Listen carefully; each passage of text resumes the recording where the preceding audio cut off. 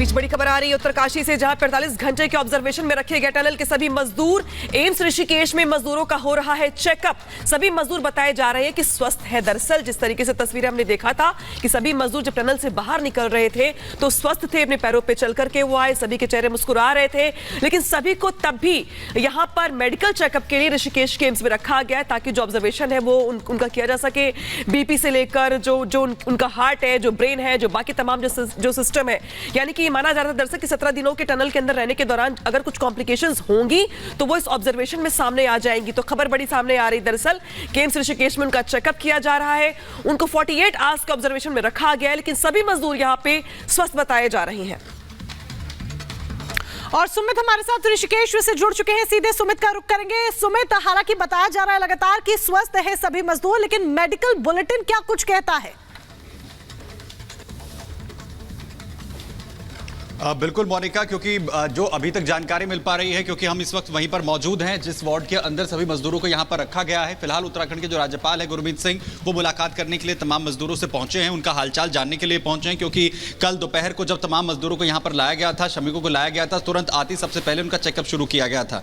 जो यहाँ की डायरेक्टर हैं एम्स ऋषिकेश की, उनकी तरफ से जानकारी दी गई थी कि हम यहाँ पर उनका ECG करने वाले हैं, उनका ब्लड टेस्ट जो है वो करने वाले हैं। इसके अलावा उनका जो ब्लड प्रेशर है उसे यहाँ पर मेजर किया जाएगा, चेस्ट एक्सरे उनका यहां पर होगा। तो ये वो बेसिक टेस्ट हैं जो किसी भी शख्स के फिट होने के लिए जरूरी होते हैं। उन पैरामीटर्स को यहां पर नापा जाएगा। और अच्छी बात यह है, चाहे CHC चिलियाली सॉर्ट की हम यहां पर बात करें या फिर ऋषिकेश एम्स की, पूरी तरीके से फिट एंड फाइन जो है सभी जो श्रमिक वो बताए जा रहे हैं। साथ ही मीनू सिंह ने यह भी जानकारी दी थी कि ऐसी कोई खास दिक्कत उन्हें नहीं लग रही है, लेकिन 48 घंटे के अंदर रखना एक पूरा प्रोटोकॉल है जिसमें उनका फिजिकल के साथ साथ जो मेंटल स्टेटस है उसे भी जानने की यहां पर कोशिश की जाएगी। और वहीं जानकारी यह भी है कि कुछ ही देर के बाद, यानी कि दोपहर के बाद, हालांकि अभी कुछ देर के बाद जो गुरमीत सिंह राज्यपाल है उत्तराखंड के, वो प्रेस कॉन्फ्रेंस भी करेंगे क्योंकि मुलाकात अंदर करने के लिए गए हैं। क्या उन सभी श्रमिकों का हालचाल यहां पर जानेंगे और उसके बाद जानकारी ये बताएंगे कि क्या क्या सिचुएशंस यहां पर होंगे। और इसके साथ ही यह भी जानकारी मिल रही है कि आज दोपहर के बाद जिस स्टेट से तमाम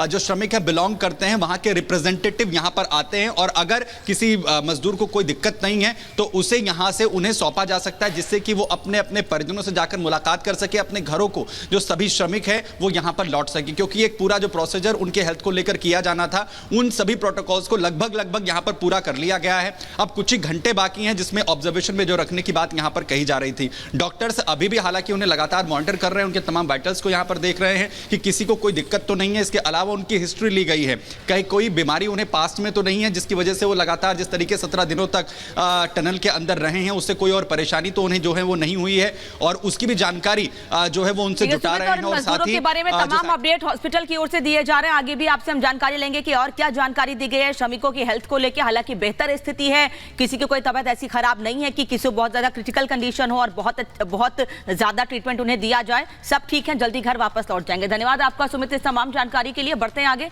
देखते हैं 2 मिनट में भारत की बड़ी खबरें।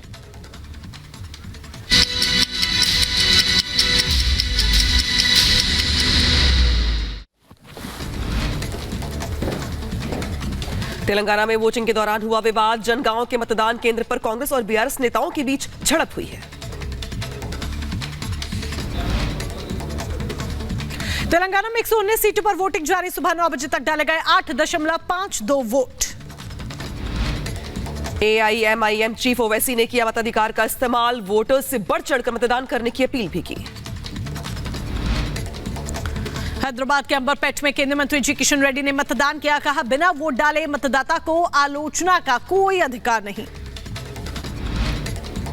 RJD प्रमुख लालू यादव का PM मोदी पर हमला। उत्तरकाशी टनल रेस्क्यू को लेकर बोले लालू, कहा रेस्क्यू टीम के चलते बचे मजदूर, इसमें PM मोदी का कोई रोल नहीं। CAA पर केंद्रीय मंत्री गिरिराज सिंह की प्रतिक्रिया सामने आई। कहा, CAA को कोई रोक नहीं सकता। अंजू 6 महीने बाद पाकिस्तान से लौटी भारत। अंजू की वापसी के बाद की पहली तस्वीर सामने आई है। सोशल मीडिया पर दोस्ती के बाद नसरुल्लाह के प्यार में गई थी पाकिस्तान। कॉमेडियन कपिल शर्मा ने इंडिगो पर लगाया गंभीर आरोप। फ्लाइट में देरी को लेकर शिकायत की।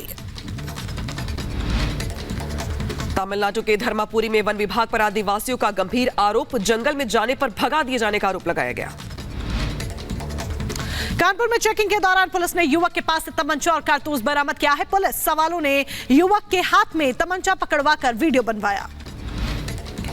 यूपी के कानपुर में रिश्तों का खून हुआ है। पत्नी ने कराई पति की हत्या, कार हादसे का रूप देकर पति को उतारा मौत के घाट।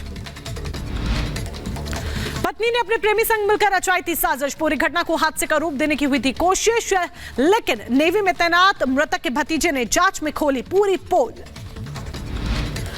मुजफ्फरनगर के पारू क्षेत्र में शादी समारोह के दौरान हुई खूनी वारदात। एक युवक की डीजे संचालकों ने पीट कर हत्या कर दी। फरमाइशी गाना बजवाने को लेकर हुई थी कहासुनी।